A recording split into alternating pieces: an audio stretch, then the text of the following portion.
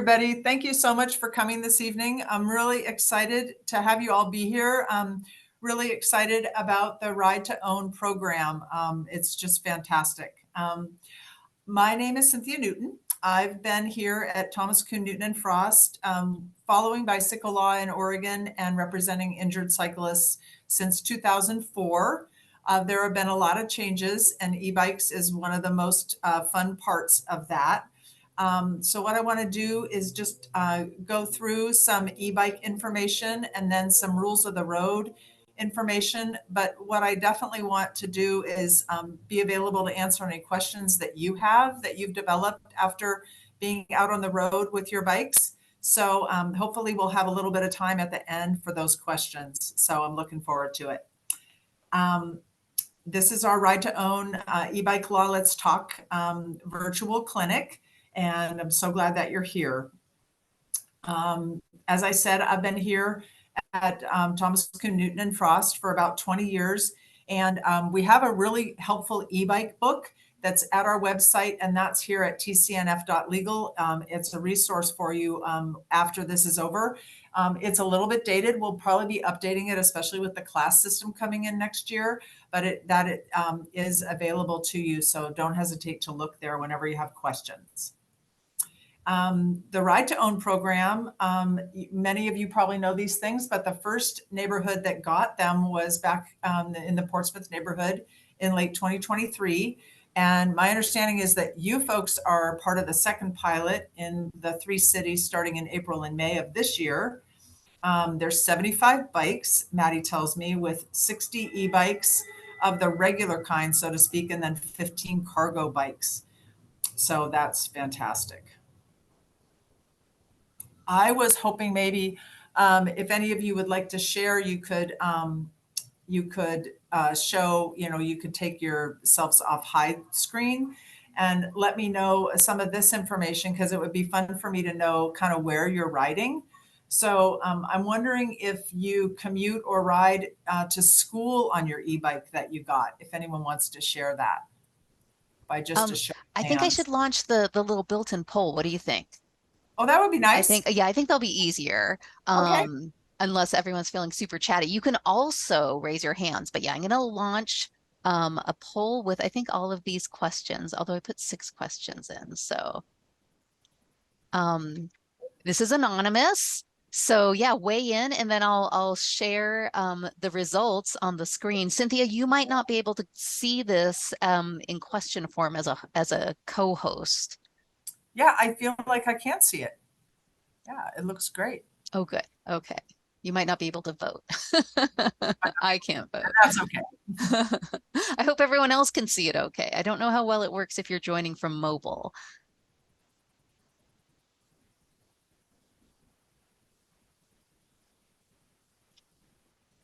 I can see it fine on my mobile. Oh, that's awesome. Cool.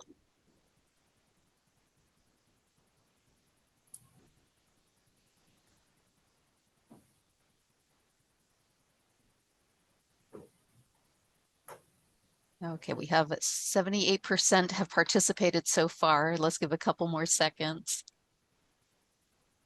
Question 4 turned out a little bit funny because I put a typo in it, but I was just really trying to wonder if anyone was riding where it was like 35 miles an hour. So we got that info. That's helpful. I see. That's good. Oh, oops.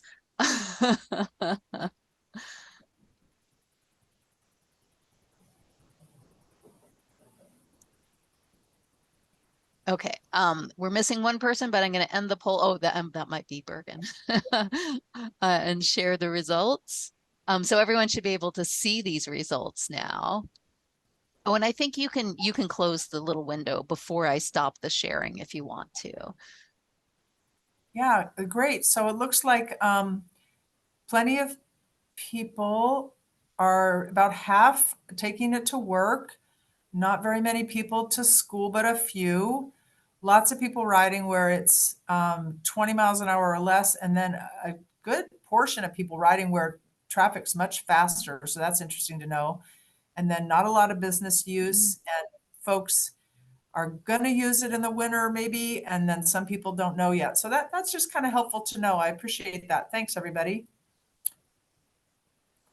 All right. Moving on, just a brief history of e-bikes. So the electric bike bill was passed in the Oregon legislature in 1997. And if we didn't do that, then the e-bikes would be classified as mopeds. And I'll explain in a minute why that even matters. ODOT was really supportive of the bike bill, seeing them as a choice to increase transportation options that furthers the goal of a multimodal transportation system. They were thinking at that point that the bike speeds would be about 15 to 18 miles per hour. And as the motors have increased in their power and the speeds are higher, there's been more talk in the legislature. And I think that's probably what's led to the class system and a little more concern about safety, I think, as well. And Oregon defines the electric assisted bicycle.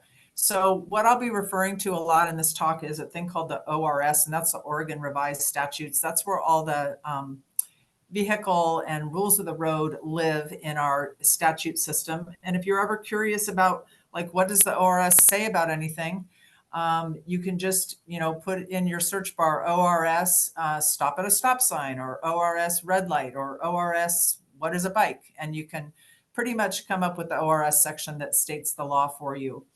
But an electric assisted bicycle, you know how lawyers are in legislatures, we define everything. So it's a vehicle designed to run on the ground on no more than 3 wheels. So if it's got 4 wheels, it's not a bike. It's not an electric assisted bike. It needs to have operational pedals, a seat for the rider, an electric motor that has an output of no more than 1,000 watts and can propel the vehicle no faster than 20 miles per hour on level ground.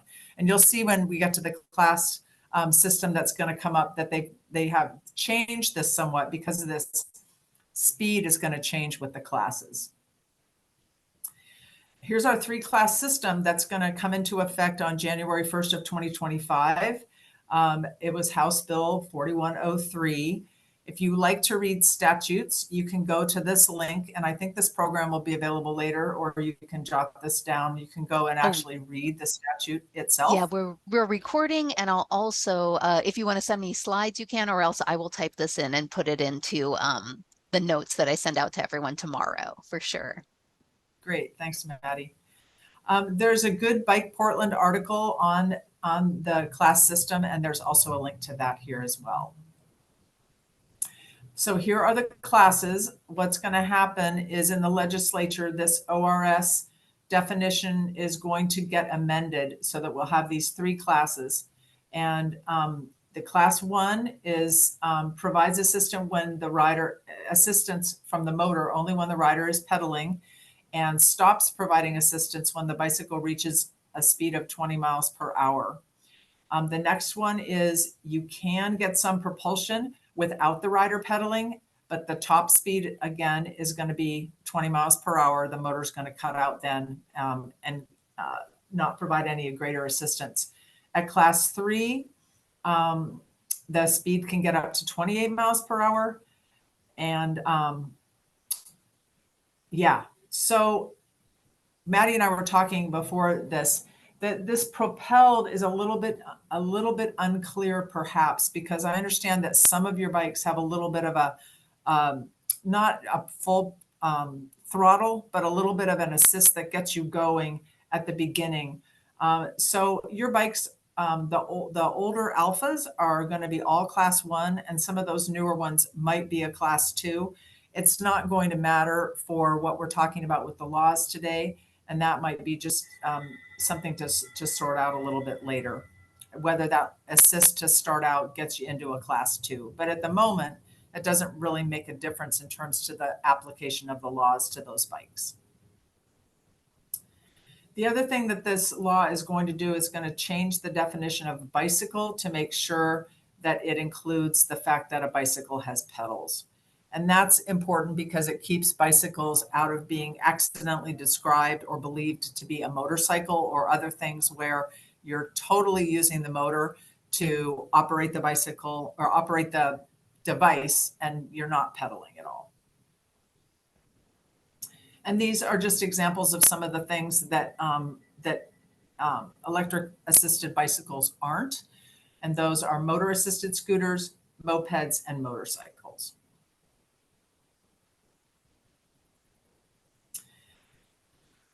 So here's the legal part, and this is a little bit curious sounding when I say it, but an e-bike is a bicycle and not a motor vehicle. And that is in this particular ORS section. And again, the pedals are a key element of that definition. The important thing about being a bicycle is that the vehicle code applies to bicycles. However, those aspects of the vehicle code that either can't by their very nature have any application to a bicycle, like some kind of a provision about checking oil, or a headlight rule, or something about inflating tires, just things that can apply only to cars, basically, those don't have any application to bikes. And then the other exception is when it specifically states in the vehicle code that this doesn't apply to bicycles. So one example of the second one is that we have our Idaho stop now in Oregon, which specifically amended this statute to exclude bikes from having to stop at stop signs. Because prior to 1/1/2020, just like if you were in a car, you could get a ticket on a bike for not stopping at a stop sign. Here's the Idaho stop in some detail. The bicycle rider still has to pay attention to what's going on, still has to yield to oncoming traffic. It doesn't mean you can just go out in front of a car, but it saves the cyclist from having to stop if it's clear and it's safe to proceed.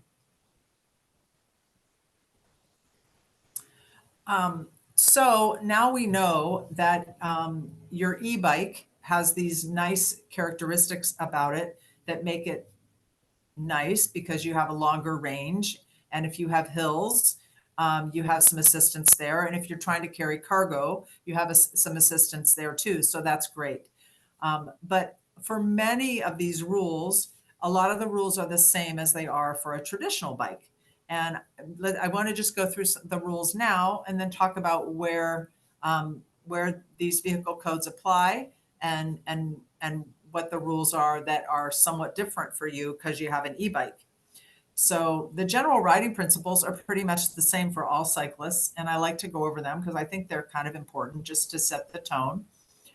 So it's important on a bike to move predictably, like be where vehicles think you're going to be and be doing what they think you're going to be doing. Classic example of that is riding the wrong way in a bicycle lane, which is not technically a statutory violation unless you piece several statutes together, but it's just not what a vehicle is thinking that you're going to be doing. Communicating clearly is really important. Again, you just want to let people know what you're doing and when you're going to do it. It's nice to stay positive with communications, ringing your bike bell when you come up, behind people or whatever, calling out if you're passing on the left or the right of another cyclist in a bike lane, those kind of things. These lighting requirements are required for e-bikes, just like they are for regular bikes. The white light visible 500 feet from the front and a red light visible 600 feet from the rear in limited visibility conditions, which, in Portland, we like to suggest that people should maybe even have their lights illuminated during the daytime, especially during gray weather, or when you're riding in an area with dappled sunlight, like under trees and things. Coming in and out of that can be difficult for drivers to see because just of your eyes being dilated in that. It's really important at night to be illuminated even beyond those lighting requirements. So anything you can wear that's white or bright is super helpful. I really love this pamphlet from ODOT, which just points out how long it takes a driver to stop. So a driver going 20 miles an hour needs 64 feet to stop. And the driver is not going to see a dark clad person until they're 55 feet away, which makes it really hard to see them in time to stop. But if you're wearing anything white, it helps because the driver will see you 180 feet away. And if you're wearing anything reflective, it increases that to 500 feet. So again, anything white. I have a friend who wears his old high school baseball pants to ride in because they're white, and they're dirty and they're white, but they really show, and it's so much better than the other jeans or like a black pair of pants, which we seem to wear so much in Oregon. Just be thinking about your route, your speed, your direction change, and your decision making. You have control over all of those things. Look out for others. Plan to see those bikes and pedestrians. And since you're on e-bikes, you may have some speed. Extra looking out for pedestrians is always a great idea. And finding a good route. Oh, it's so important, and it's so helpful to not get stuck on a road that you didn't want to be on. This, I checked this today, and these folks still have the most amazing maps. There's a virtual map on there. There are maps you can have sent to your house that are like every part of Portland you can imagine. They even have a little route suggestion box that you can click. I really super highly recommend studying these maps for good routes. So now I want to go to some components of the roadway. I'm going to breeze through these pretty quickly because I feel like you're probably quite familiar with them. But quickly, what is a bike lane? It's defined here in the statute. It's an area usually on the right or the left side of the roadway that is marked and designated for bikes. Although, as you know, you can have them you can have the traffic lanes on either side and have them be in the middle. And here's some different examples of them. Sometimes they're poorly marked. So like this one, there's a Sharrow down here, but it's hard to see. And here's a bike lane sign, so you know that it truly is a bike lane, but it's kind of weird because it's near a bus stop, so it's wide here and then gets narrow. Question really whether this is even a bike lane, but we know that this is. Sometimes, as you know, they merge with some of the vehicle lanes. So here's an example. This is an example where it kind of looks like this might be the bike lane, but actually this is the bike lane. And what happens, as you're probably getting familiar as you ride around, is that as they do the roads over, they change stuff. They upgrade it, which is nice, except that for some drivers who aren't familiar with like what the upgrades are, they get kind of confused. So we just have to be really aware. Bike lanes go through intersections if there's a bike lane on both sides of it. So this is at on Madison Street. There was actually a fatality here with a right turning truck, which I'll talk a little bit about later. This got painted afterwards, but this bike lane goes all the way through this intersection. This is a bike lane, super skinny. This is on Broadway. Here's a bicycle lane merging with another bike lane. Sometimes things look like they're a bike lane when they're not a bike lane. That just changes your rights. So you can certainly ride on this road, but you don't have bike lane protection, which we'll talk about in a moment, which obviously is not physical protection, but legal protection if you're in a collision with a vehicle that intrudes into the bicycle lane. This is another roadway component, which is a bicycle path, which is often not even on the road. It's designated by signs or markings, which can be pretty vague. This, I think, says bike route. And it's for use by persons riding bicycles, except there are a lot of places where paths are not available to e-bikes. And I think this is going to be an area that's going to get a lot of legislative attention as the classification comes in, because there's, for one example, there's this specific statute or city code in Portland that prohibits the use, it allows you to ride an e-bike in a path in a park, so long as you can say that you're using it because you need assistance to be mobile. Otherwise, you're not supposed to be on that. So I just think that this could be an area of some controversy. I don't know anyone who's ever been cited for riding an e-bike in a park. And so I don't think that's a very high, risk. But I think technically under this city code, you could get some kind of a ticket for riding an e-bike on a park path. We also have neighborhood greenways. I think that there are probably these for some of you, although I'm not sure that there are a lot of these out in Hillsborough or many down in Milwaukee, but potentially in Park Rose, there are some of these. They're designated by these sharrows.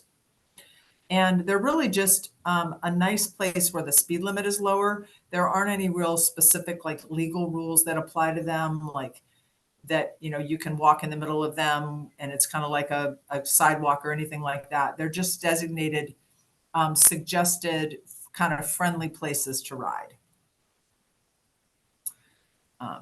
Here's the Sharrow designation getting painted by one of our good city workers. This is what I was trying to say, that there's no statute really, mostly in Portland, and the Sharrow can guide you where to ride. I did have an insurance adjuster tell me once that these Sharrows required you to ride on this Sharrow, and that was where your position was supposed to be in the roadway, but there's no legal basis for that argument. And they don't create a part of the roadway for exclusive bike use. Here again is a shared use path. Again, I think there is a big question whether an e-bike is supposed to be on these shared paths. For example, down on the shared path along the water in Portland, I think e-bikes are not supposed to be on there. Crosswalks. There are two kinds of crosswalks. One is a marked crosswalk. That's this one here. Here's an unmarked crosswalk. There's a crosswalk at every corner. Whether it's marked or not, you have the same rules that apply for crosswalks. Here's some examples of crosswalks. This is in that same area with the thing that looks like a bike lane, but it's not. So you have a bike lane here, and then you have these crosswalks here. Here's another one right here. So you've got a crosswalk, you have this barricade-ish kind of thing, you have got your bike lane. More crosswalks. This is kind of the dotted line crosswalk. Cross bikes are pretty new. This is a greenway, and you'll often find cross bikes at greenways. The cross bike part is this green part. And yeah, so crosswalk, that's easy to remember. Here's the cross bike. Here's a Sharrow. So this is a greenway with these cross bikes on some of the busier roads that you cross. This is 15th. So the cross bike is just these green bars that highlight the extension of the bikeway through the intersection. And they're just designed to make it clear to drivers that you might see bikes in that area. But what's a little bit confusing about them perhaps is that cars don't have to stop at a cross bike, and they don't provide any legal protection to the cyclist. So while you have legal protection as a cyclist, if you're riding in a crosswalk, or if you get off your bike and you walk in the crosswalk, you don't have any legal protection in the cross bike. So there's some that question whether the potential confusion is enough of a negative that it kind of outweighs the positive of letting drivers know that there could be bikes in that area. Here's a bike box. These are kind of rare, but they're kind of fun because the car has to wait here, and you can get a head start by going in front of the car at an intersection. Maybe on an e-bike, these are a little less useful because you have a little more get up and go when it's time to go, so you can stay over here and not feel like you're getting pushed by the cars. This is a definition of a sidewalk, which I think we can kind of skip, but it's important to notice and to point out that e-bikes are not allowed on sidewalks, which is different from bikes, from non-electric bikes. All right, so let's talk about riding on some of these roadway components that we've just identified. So riding on streets with a bike lane. just like non-electric bikes, electric bikes riders must ride in the bicycle lane when there is a bicycle lane on the roadway.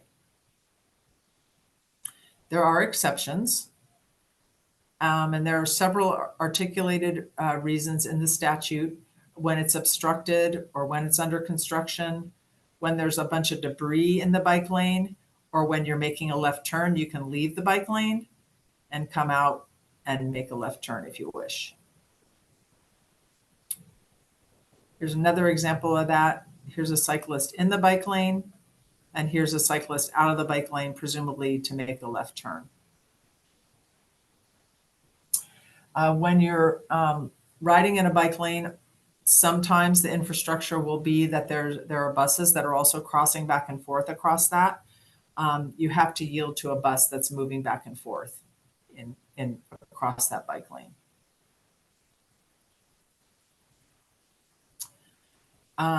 The best practice when a bike lane, although it is not required by statute, unless, again, as I said earlier, you piece some statutes together, is to ride in the direction of traffic. This is not best practice at all. It's unpredictable. It's a problem for cars, but it's also a problem for cyclists who will be presumably riding in this direction in this bike lane. You can ride two abreast in a bike lane. Sometimes they're kind of tight and that's difficult, but it's legal to do that. So here is the kind of most commonly cited statute for bicycle lanes and vehicles, which is that drivers must yield to riders on a bicycle lane.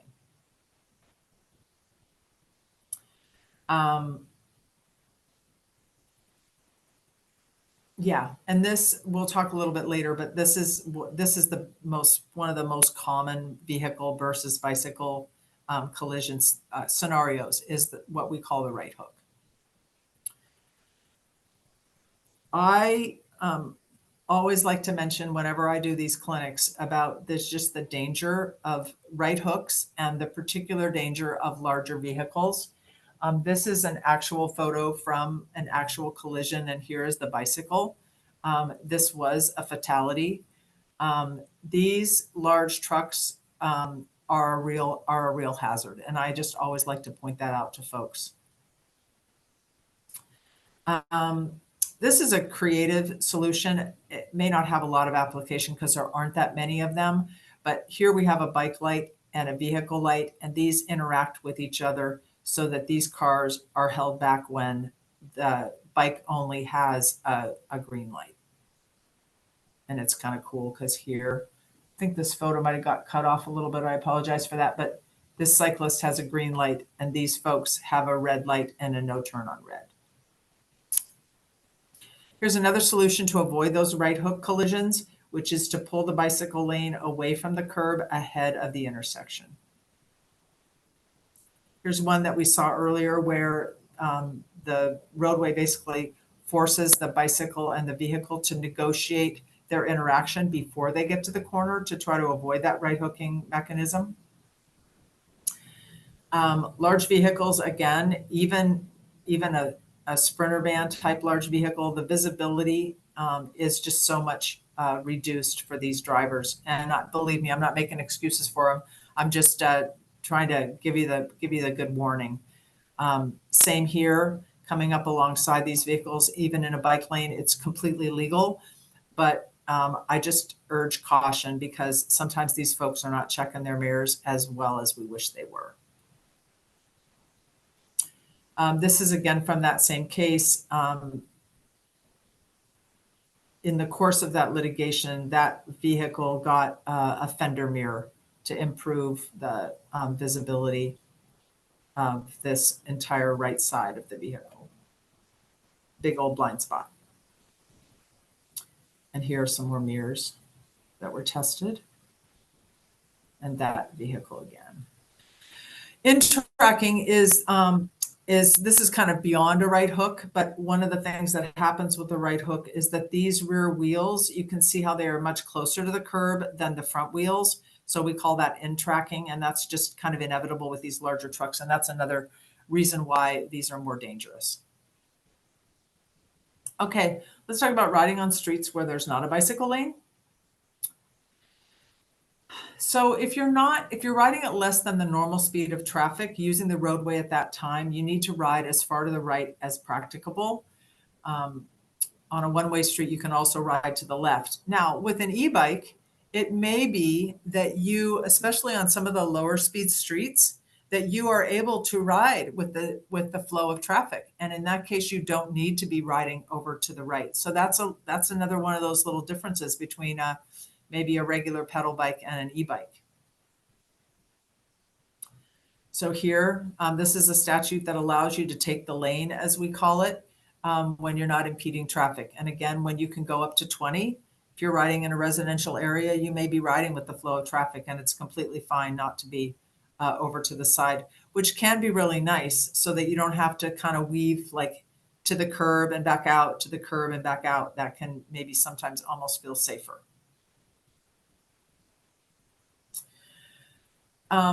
If you're impeding traffic and if you're riding as far to the right or left as practicable, you can, there's exceptions to that rule, which are listed here. So again, to make a left turn, to avoid debris, and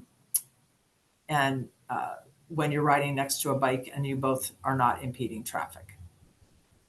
This exception, I do not think is going to apply much to e-bikes because I don't think you're going to be on a bike path.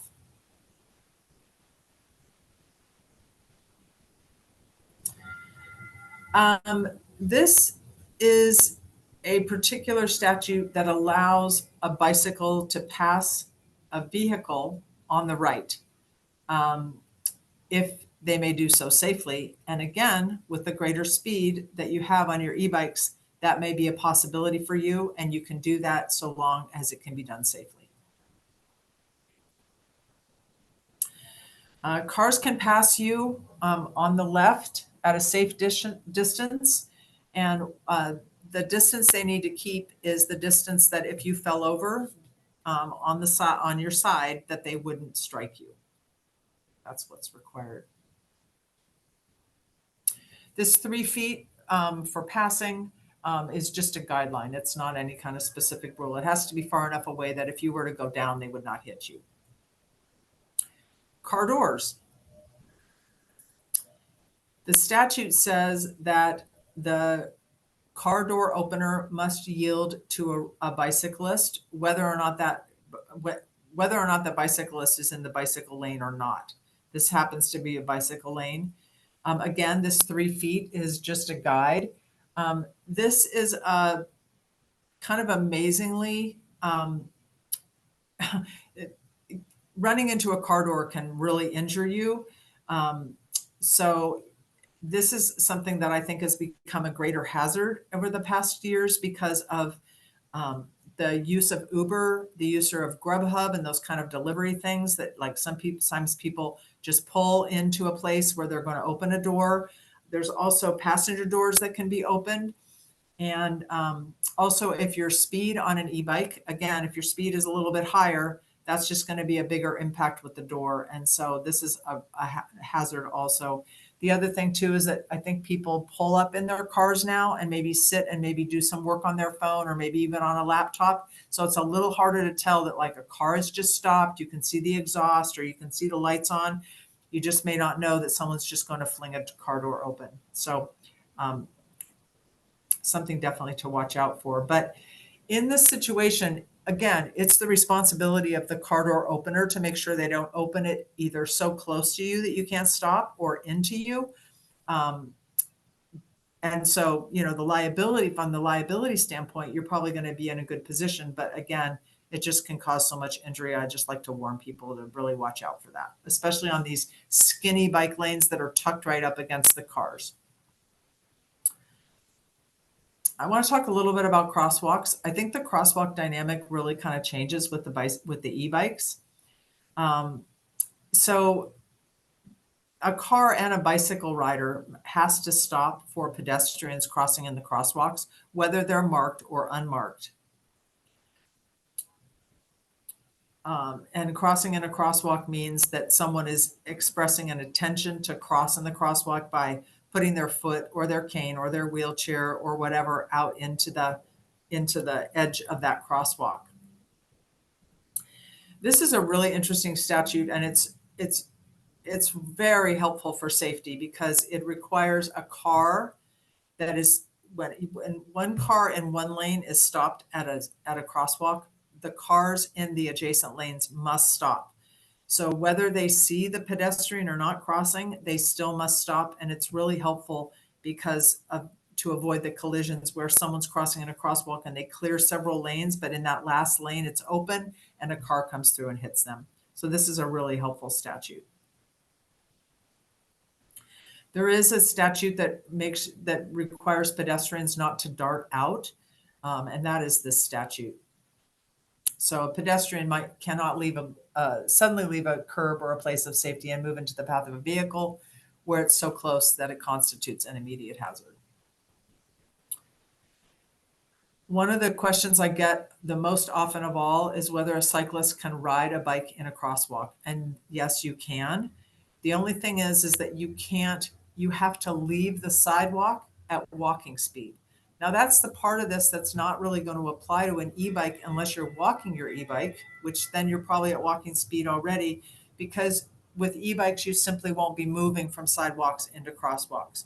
But that doesn't mean you can't ride your bike in a crosswalk. So you could, maybe if you got to a very busy intersection and you came up to the stop line and you just thought, I don't want to make my left turn here. I don't want to cross by riding. I want to get in the crosswalk. You can certainly do that. And if you enter that crosswalk at walking speed, you're protected to ride across in the crosswalk and get crosswalk protection under the law. This is the cyclist can't leave a sidewalk at greater than a walking speed, which again will not really apply to e-bikes since you're not supposed to be on the sidewalk. Left turns.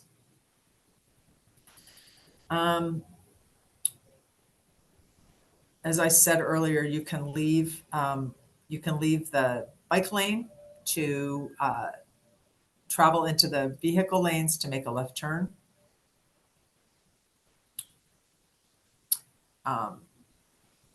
Sidewalks, no riding on the sidewalk in any bike.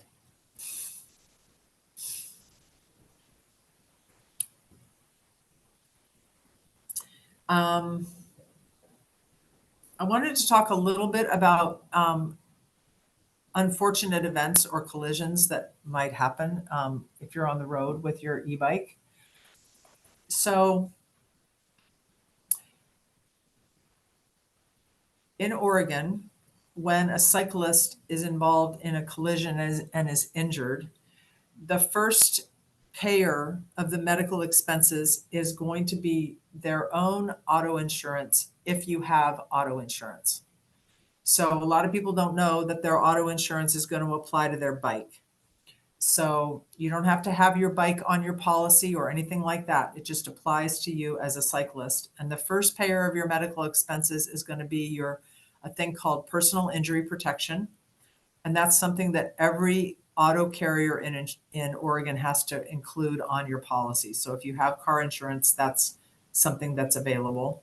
There's also wage loss for if you're injured and can't work, as long as you can't work for 10 consecutive days. The next payer of medical bills is going to be your health insurance if you have a health insurance policy. The other thing that can come into play is if you are injured by a driver who doesn't have enough auto insurance.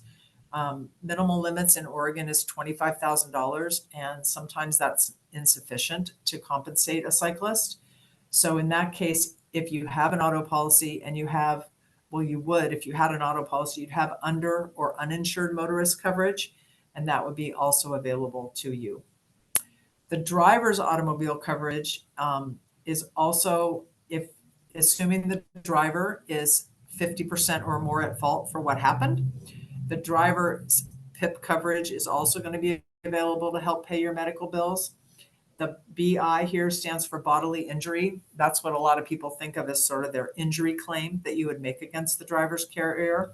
And then also if your e-bike were damaged, you could make a property damage claim against that driver's insurance policy. If you see a collision, especially involving a cyclist, the community of cyclists is really often very good to each other. In many of our cases, cyclists will come and like share their name or take some photographs, help the cyclists get the drivers like a picture of their license so that you know who you're dealing with. The vehicle plate is one of the most important pieces of information to get if you ever happen to see or be involved in a collision. And then the other thing that going forward is just your physical condition and your medical care. This is kind of a little bit of a repeat of the other slide, just that the personal injury protection or PIP coverage is going to be available for medical bills and wage loss. That's on both sides, your own and the driver's. And if you have auto insurance and they don't, then there would be one PIP available. Or if you don't have auto insurance, then it would be the driver's PIP that could come into play. If your health insurer, pays for some medical expenses, then they will probably want to get paid back. We call that a subrogation interest or a lien. However, in Oregon, there is a newer law that is extremely helpful that allows us to persuade a health insurer to waive or persuade them that they're not entitled to a subrogation interest because of this newer law that came into effect. One of the best times to decide whether you might want to get some help with a claim is when an insurance person wants to take a recorded statement, because that's when they're going to be gathering facts, where they're going to make a determination about who's responsible for the collision. And that's a good time. If we're helping someone with a collision, we like to be involved at the time that the recorded statement is being done so that the record gets set in the direction of the cyclist from the beginning. In Oregon, there's a 2-year statute of limitation. You need to file a lawsuit within 2 years of the date of any collision to preserve a right to recover any damages. And often this bicycle collisions can be resolved before that deadline.